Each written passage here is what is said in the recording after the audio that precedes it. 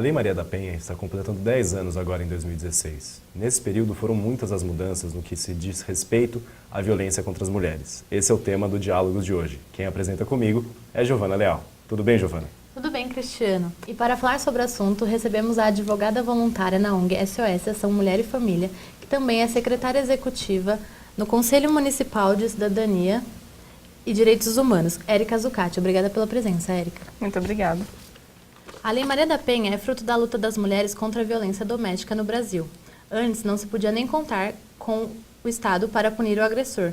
Como era a realidade da lei? Antes da lei, as mulheres não os crimes praticados contra as mulheres antes da lei, eles são os mesmos dos praticados hoje, porque eles são regidos pelo Código Penal de 1940. Por um outro lado, no que se refere ao procedimento, era um procedimento diferente. Então, antigamente, antes desses 10 anos da lei, antes de 2006, os crimes praticados contra as mulheres, eles eram considerados de menor potencial ofensivo. Esses crimes de menor potencial ofensivo são crimes menos graves. Então, geralmente, quando um homem agredia uma mulher, ou muitas vezes também ameaçava, praticava esses crimes, ele pagava ou uma cesta básica ou ele prestava serviços à comunidade. Então, muitas vezes havia uma sensação de impunidade com relação a esses crimes. Vamos ver agora um panorama da lei, é isso, Cris? Exatamente, Giovana. A reportagem de Carolina Cunha mostra um balanço nesses 10 anos. Vamos conferir. Ele estava com dificuldade financeira e aí a minha mãe resolveu acolher ele para dentro de casa. A estudante de psicologia, Thaisa Tatolo, é uma das vítimas de agressões domésticas. Quando era adolescente, o padrasto a violentava e tudo piorou quando a mãe da jovem o acolheu dentro de casa. Ele do lado da minha mãe, assim, e ele encostando a perna dele na minha, assim, e fazendo gestos com a língua. Por muitos anos, assim, na minha adolescência, eu tive que ficar trancada. Eu chegava da escola, ficava trancada no quarto para não ter contato com ele, assim. Foi para ajudar mulheres que sofriam como Thaisa que em 7 de agosto de 2006 entrou em vigor a Lei Federal número 11.340. A Lei Maria da Penha ganhou este nome em homenagem a Maria da Penha Maia Fernandes, que sofreu 2 tentativas de homicídio pelo seu marido. A primeira tentativa, ela ficou paraplégica e na segunda ele tentou eletrocutá-la. Após 12 anos de uma luta judicial com o apoio de uma ONG interamericana, o seu agressor foi julgado. Na véspera de eu vir para Brasília, porque eu fui convidada para vir assistir a sanção da lei, né? E uma jornalista me ligou e perguntou como é que eu me sentia e está dando nome a uma lei. Foi quando eu disse que eu não sabia. Mas eu fiquei muito feliz pelo fato, porque realmente foi uma luta muito grande. A Lei Maria da Penha determina, entre outras coisas, que os juizados de violência doméstica e familiar contra a mulher que vierem a ser criados podem contar com uma equipe de atendimento multidisciplinar, a ser integrada por profissionais especializados nas áreas psicossocial, jurídica e de saúde. A Lei Maria da Penha ela deixa claro que a violência contra a mulher não é só uma violência física, mas uma violência física, psicológica, moral, sexual, muito mais do que a mera violência física. 10 anos depois de promulgada a Lei Maria da Penha, segundo especialistas, trouxe avanços para as mulheres. Para a advogada, entre os principais está a representação do agressor no momento da vítima fazer o boletim de ocorrência e a medida protetiva. A medida protetiva ela pode ser solicitada assim que essa agressão ela é perpetrada. Então a mulher ela sofre algum episódio de violência, ela pode ir à delegacia, noticiar essa ocorrência, mesmo sem a assistência de um advogado, e nesse momento ela já pode pedir uma medida protetiva. Aí o juiz ele tem 24 horas para decidir se essa medida vai ser concedida ou não vai ser concedida. Apesar dos avanços da lei, para o juiz José Henrique Torres, existem limites em sua efetividade. Embora ela determine, até hoje faltam vara judicial e juízes especializados. Nós temos que ter uma vara especializada nisso, com juiz especializado, com funcionários especializados, com equipes multidisciplinares, como a lei determina. Pois bem, isso não acontece. O juiz que que cuidaria de uma vara da violência doméstica é um juiz com capacidade especial, com treinamento especial, com habilidades especiais, que recebe um treinamento específico para isso, que conheça ideologia de gênero, que conheça essa história toda da mulher, que saiba exatamente a dimensão da problemática dos direitos humanos das mulheres, da sua liberdade, da sua independência, dos direitos sexuais e reprodutivos das mulheres. Apesar dos limites da lei e da burocracia, encontramos aqui no centro de Campinas a dona de casa Maria Aparecida Leme, que só conseguiu enfrentar os problemas de violência do seu marido com o suporte da Lei Maria da Penha. Ele bebia muito, chegava em casa brigando, né? Até que era só de boca. Aí ele partiu para agressão. Aí fiz vários boletins de ocorrência. Aí o juiz determinou que ele saísse de casa, ele não saía. Aí recorri de novo, que no entanto a polícia mesmo retirou ele da minha casa. E valeu a pena? E como valeu. Dona Érica, você acha que a lei realmente alterou o quadro de violência no nosso país? Eu acredito que sim. Apesar de não ter... A lei tem um grande potencial que não é atingido hoje, exatamente pelo que foi, inclusive, falado na reportagem, de que não existe essa vara especializada aqui em Campinas.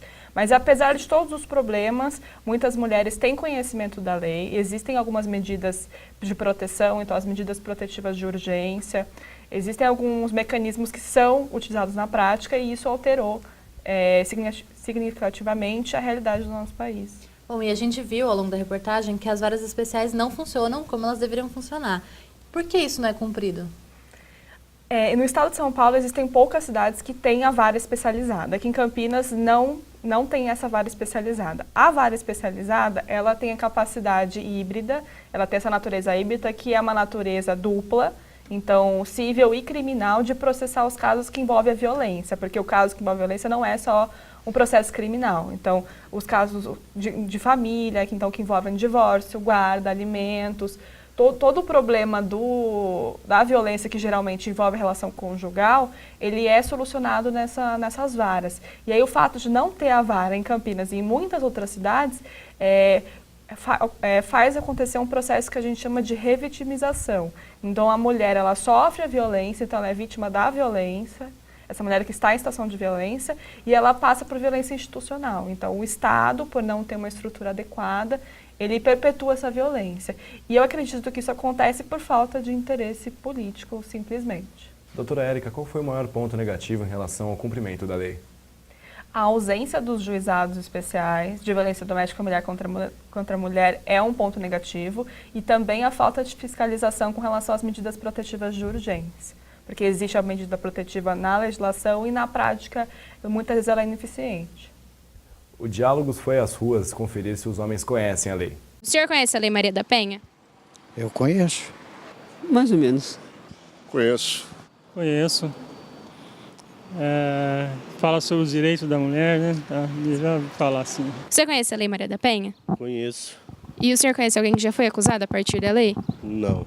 Você conhece a Lei Maria da Penha? Sim, conheço. Você conhece alguém que já foi acusado a partir da lei? Não especificamente próximo de mim, mas já vi artigos ou situações que pessoas já foram acusadas por conta disso. Érica, o que falta para a informação sobre a lei chegar até os homens? Eu acredito que a oportunidade de estar nesse programa, então as pessoas terem acesso à informação é um motivo que faz que as pessoas tenham acesso à informação. Eu acredito que o acesso à informação é o que vai fazer as pessoas conhecerem a Lei Maria da Penha. E é isso através de programas jornalísticos, através das escolas, então vários meios. E você, Cristiano, antes de fazermos o programa, já conhecia a lei? Conhecia sim, Giovana, porém não de forma tão aprofundada como a gente mostra aqui no programa.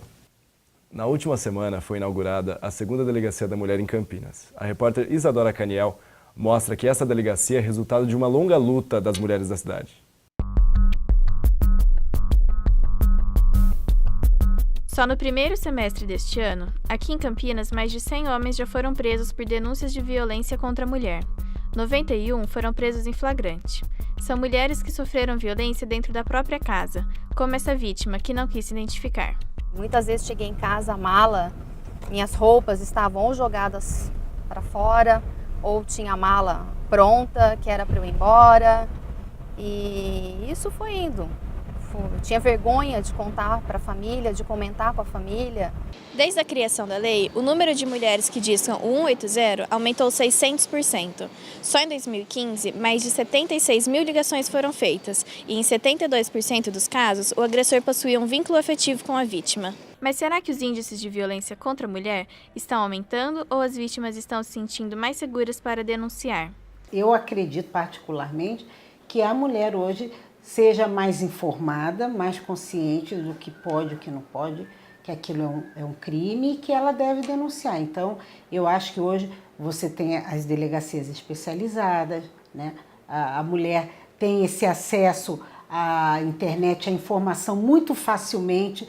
Esta motorista de Uber foi até a delegacia da mulher em busca de ajuda, mas devido a dificuldades no atendimento, ela foi embora sem fazer o boletim de ocorrência. Fui na delegacia da mulher e a própria delegacia, a própria delegada, né, as pessoas ali de dentro, tem muito preconceito com a gente.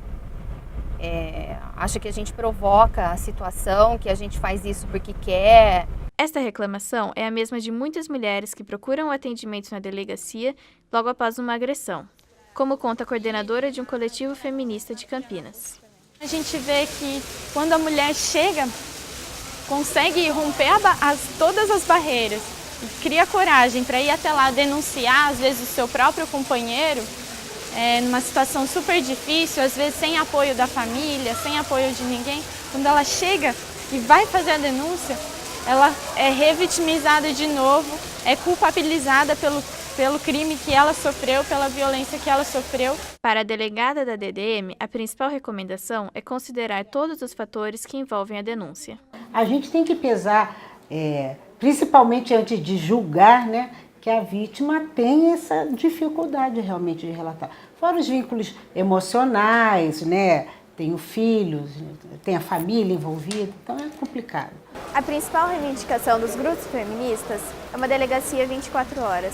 Para um coletivo aqui da Unicamp, uma delegacia que esteja sempre disponível poderia diminuir a violência reincidente e também aumentar a proteção dessas mulheres. Se a mulher sofre uma lesão grave, ela precisa do atendimento naquela hora. Ela não tem condições, nem físicas, nem psicológicas, de se manter no mesmo ambiente que o agressor durante a madrugada toda, a manhã toda, até o final de semana todo, até esperar a delegacia estar aberta para procurar socorro. Para a responsável pela DDM, uma delegacia 24 horas não traria necessariamente mais benefícios para as vítimas de violência. A delegacia está fechada ou está aberta não vai minorar ou não vai evitar aquele fato, né? O problema é que a gente trabalha hoje em dia, até hoje a gente percebe que se trabalha com o que já ocorreu. O interessante é você trabalhar com a prevenção.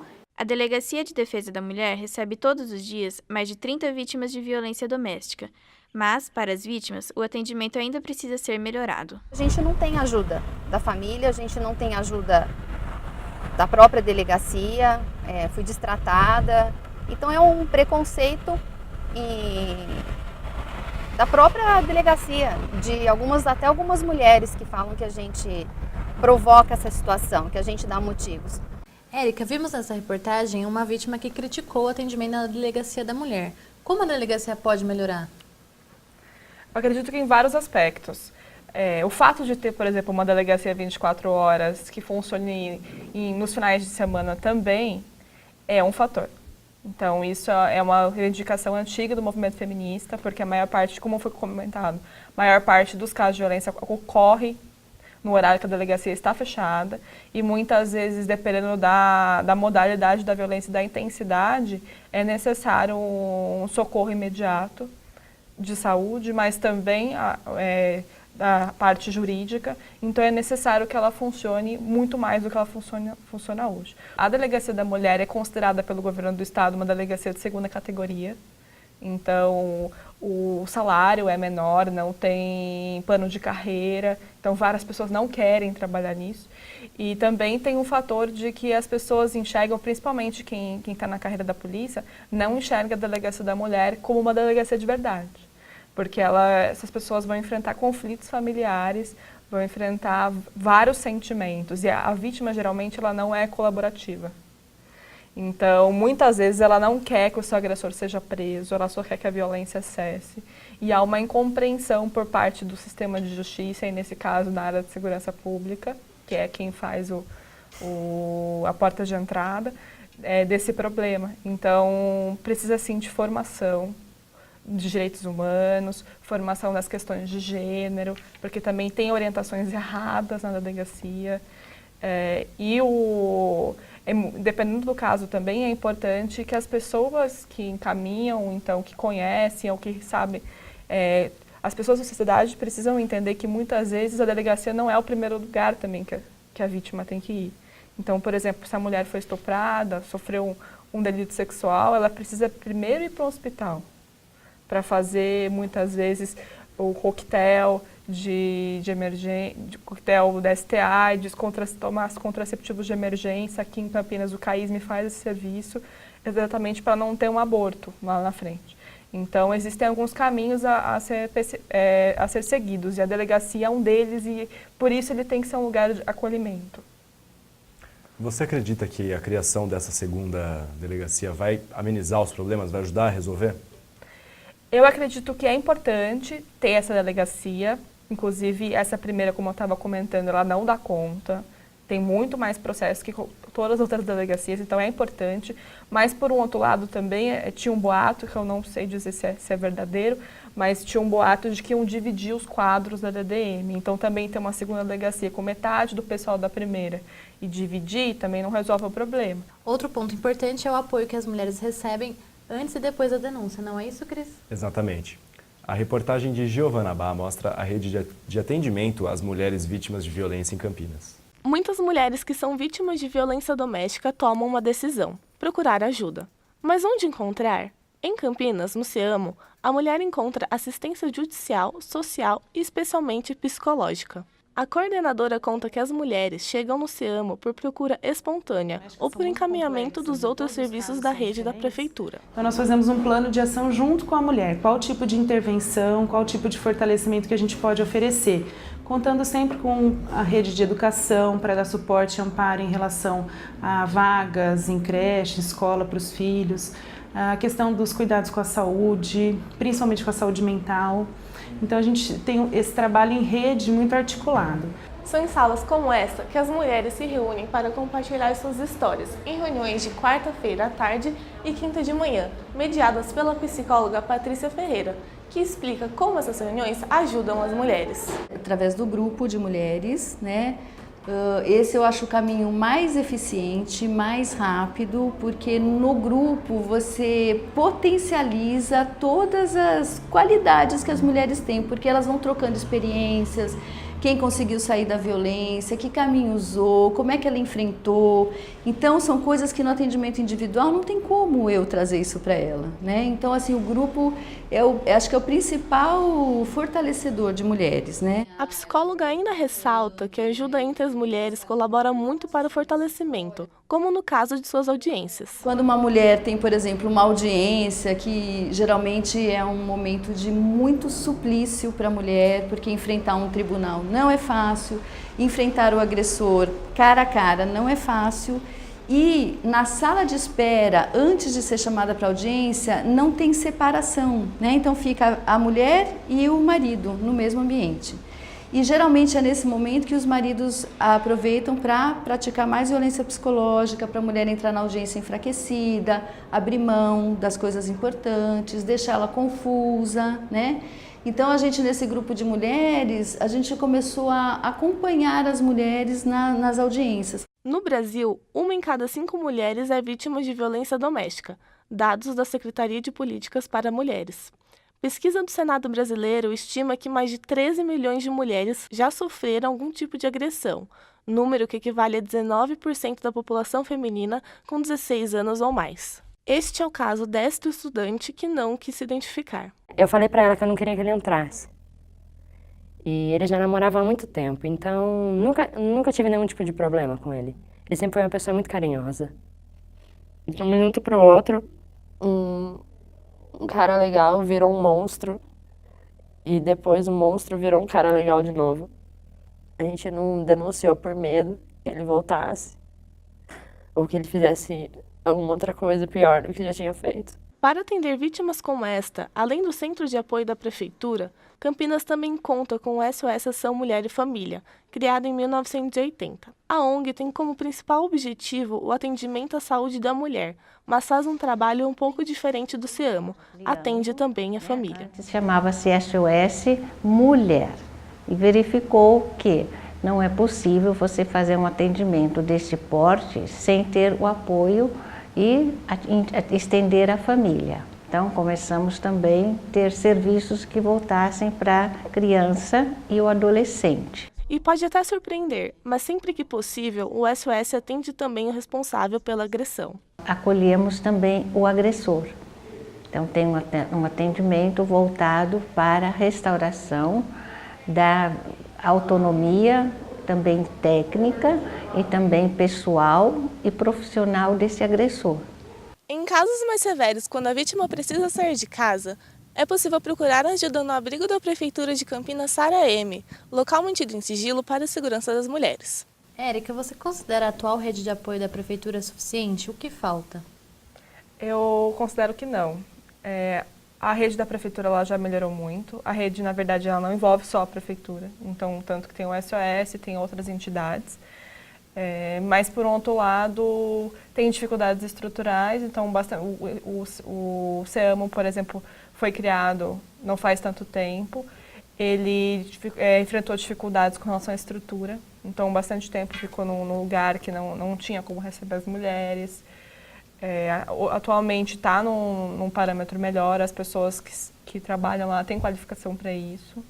Mas, apesar de ter melhorado, eu entendo que ainda falta muito que melhorar. Tem um programa que era do governo federal passado, antes agora do Temer assumir a presidência, chamado Caso da Mulher Brasileira, que não tem aqui em Campinas, que era exatamente um programa que é muitas vezes administrado, os recursos são enviados para a prefeitura da cidade, que tem esse programa, e todos os serviços que a mulher precisa procurar estão naquele ambiente. Então, tanto o serviço policial, quanto o serviço de atendimento psicológico, assistencial.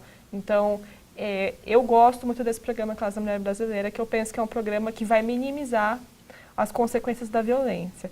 O que tem hoje em Campinas é bom, porque tem um centro de referência, então tem pessoas especializadas que muitas cidades não têm, mas ainda assim existem outros projetos que poderiam contribuir para a cidade. E, doutora, uma outra questão. Muitas mulheres ainda têm dificuldades em pedir ajuda e denunciar o seu agressor.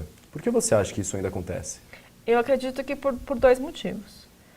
Primeiro, por causa das dificuldades da rede. Então, a falta de estrutura. Então, o mau atendimento na delegacia da mulher, muitas vezes, ou até falta de informação. Por outro lado, a violência contra a mulher, ela tem essa natureza do sentimento, do afeto. Então, geralmente, o agressor ou o desafeto é uma pessoa do afeto dela.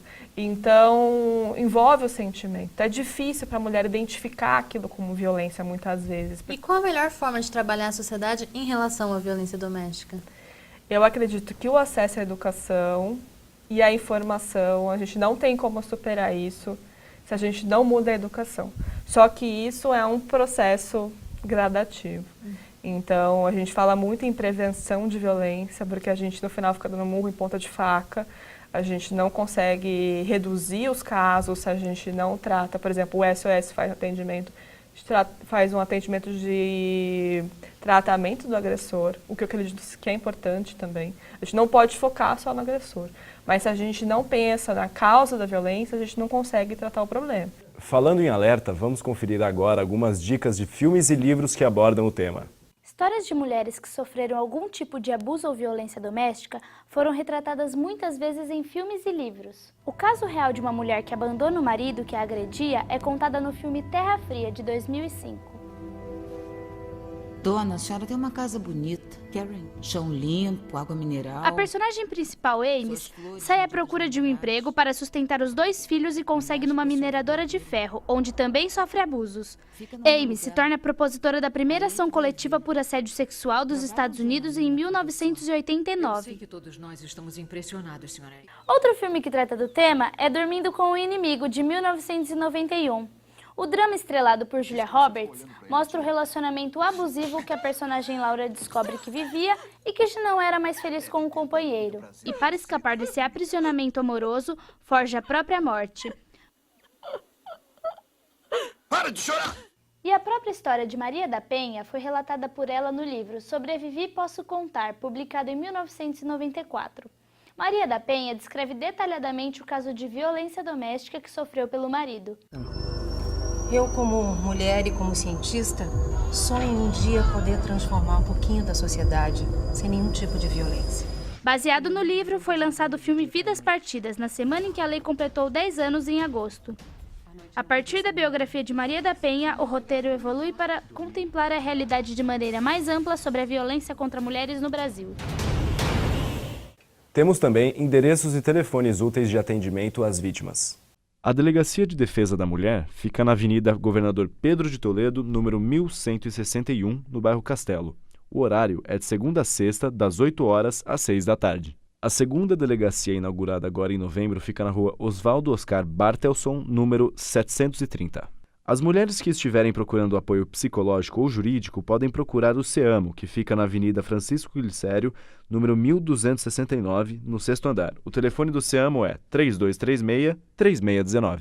A ONG SOS Ação Mulher e Família também possui equipes de psicólogas, advogadas e assistentes sociais. Para entrar em contato, é só ligar no 3232-1544 ou ir até a ONG, que fica na Rua Doutor Quirino, número 1856. Érica, você gostaria de fazer alguma consideração antes da gente encerrar o programa? Sim. Mulheres, denunciem os casos de violência que vocês passam. Vocês não estão sozinhas. Se alguma de vocês passarem por alguma situação de violência, nunca vão sozinhas a uma delegacia. É sempre importante estar acompanhada de alguma amiga, de alguma familiar, de uma pessoa que possa estar ali, porque a mulher já está numa situação de fragilidade. Então, não ficar sozinha, denunciar é muito importante, isso vira estatística, isso também dá uma resposta para os agressores, isso também, por virar estatística, também vira objeto de política pública, então para a gente pensar em prevenção. E se for o caso de passar por uma situação de violência, como a gente tem o problema da fiscalização, é importante que essas mulheres andem com a medida protetiva sempre na bolsa, uma cópia, porque se o Estado é ineficaz e não protege essas mulheres por um problema de estrutura do sistema, então elas precisam fazer valer o seu direito. Então a medida protetiva é o que dá essa proteção para ela. Então ela pode chamar a polícia, ela pode chamar a guarda municipal, aqui em Campinas a guarda faz esse trabalho. Então, fazer valer os seus direitos e não tolerar qualquer situação de violência. Acho que isso é o mais importante. Hoje conversamos com a advogada Érica Zucati aqui no Diálogo sobre os 10 anos da Lei da Maria da Penha. Obrigada, Érica. Por nada. Agradeço a você por ter acompanhado essa edição do Diálogos. Muito obrigado. Até a próxima. Tchau.